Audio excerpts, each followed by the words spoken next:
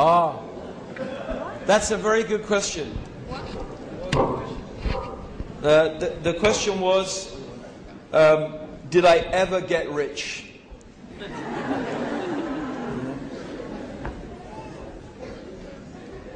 Yeah, I think probably I'm one of the richest people in the world. I know if you open the world's top 100 wealthiest people, you won't find my name there. Okay? But if you really honestly, I would say yes, I am rich. But you see, what really is wealth? What is the true wealth? The true wealth is contentment. If your heart is at rest and you feel peace and tranquility in your soul, then you have everything. But what is it going to benefit you really? What does it benefit you? If you have millions and millions or billions and billions and you're miserable, what does it benefit you? If you have all that money and you're miserable, you've got nothing. See, really, this is the thing. I was looking for wealth, but alhamdulillah, Allah guided me and He gave me wealth. The true wealth. The true wealth, which is the peace and the tranquility and the contentment that comes from submitting yourself to the will of Allah subhanahu wa ta'ala. Alhamdulillah. Well, I'm also a revert to Islam, and I did that when I was 15, and I'm now almost 18.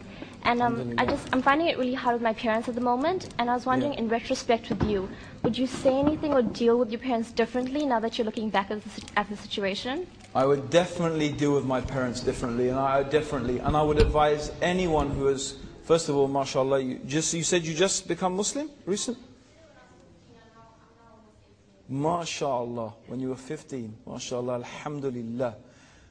Yeah, okay, so you've had a few years of dealing with your parents already maybe. But I mean, my advice is, I always advise people, take it really easy with your parents. In fact, I will even go as far as to say, don't even talk. I know this is going to sound controversial, but I'm going to suggest it. Don't even talk to them about Islam. Don't. Wait until they ask you questions. Yes? Let them have their space, let them have their time. You know, you have to remember, please remember this.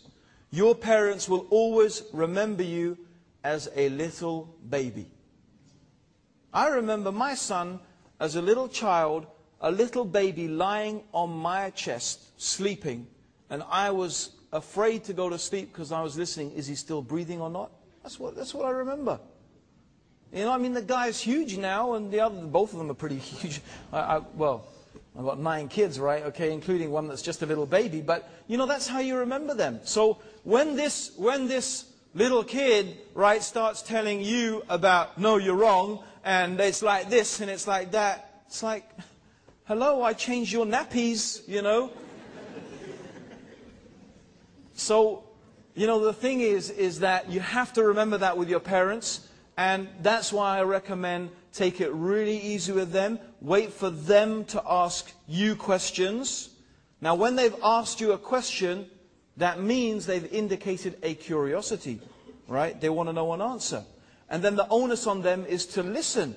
Now, if they complain, you say, you know, in the nicest way, you say, Mom and Dad, look, I didn't bring it up, you asked me. I'm sorry if I upset you. And just leave it, okay?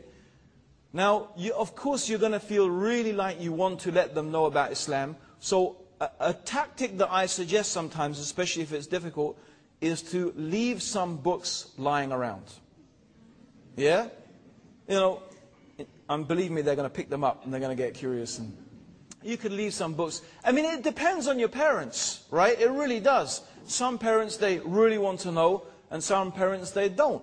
But the most important thing is you have to respect your parents so much. Remember Allah, He told us in the Quran that we shouldn't even say uff. You know, we shouldn't even go, huh. We shouldn't even say that to our parents. That's how we need to respect them. Paradise, that your parents are your paradise and your hellfire. If they're pleased with you, Allah is pleased with you. If they're displeased with you, Allah is displeased with you. So, yani, you have to do everything you can. Okay? As long as the only barrier I have to say, the only thing is this. is that you are not allowed to do something haram to please them. Because there is no obedience to the creation. There's no obedience to the creation in disobedience to Allah. In other words, we don't obey a created being and disobey Allah. But with my parents, believe me, anything they tell me to do, inshallah, I will do my best to do it. As long as, but if they ask me to do something haram, I say, Mum and Dad, that's the limit for me. Right? You're asking me to do something that Islam does not allow, and that's something I can't do. But anything else, you know, I will compromise on as much as possible. But when it comes to the haram things, no, I will not. Or ordering me to leave something that Allah has ordered, no, that I can't do. But otherwise, you do absolutely everything. I believe the best way to give da'wah to your parents is by treating them the way Islam tells you to treat them. Through your example, through your manners, through really treating them in that respect and honor that Islam gives to the parents. Future of, it's a very good question. A very, very good question. The future of Islam in the West. You know, I really don't know. You know, I used to be very optimistic. You know, maybe even the light of Islam may come again from the West. That's what I used to think. Because it seemed to me that the West was teaching Muslims some things that we had lost amongst ourselves. You know, if you go to the Muslim lands, you know, I mean, this is true, right? Okay, here in New Zealand, by and large, 99% of the time, right? Do you have to bribe policemen? If you want your telephone connected, right? Do you have to wait 12 months, but if you want it to be quicker, you have to give a big hefty bribe? No? But let's look at our Muslim countries, right? Yeah? Everywhere you go, bribery and corruption. Bribery and corruption. Okay? Oppressive governments. Dictatorial regimes. Random arrests. Will you feel really sure that in a Muslim country that justice will be done if you go to court? Or you think that the one who pays the judge the biggest bribe is going to get the ruling in their favor? I mean, this is the sort of problems that we face. In the West we have social services, we have free health care, we have so many things. Our religion teaches those things. Islam condemns so strongly corruption, bribery, lying, cheating, stealing, oppression and tyranny. Justice is something so essential to our religion. Yet where do we find these things in our lands? Where do we find? Do we even find them in our own homes, amongst ourselves? You see? And so I think there are some qualities that are so important to our religion, but it seems somehow we lost them. Yet the really strange thing is we find these qualities here in the West. Now let's be honest. This has to be some of the reasons we love living in the West so much. Well, you know, let's be honest.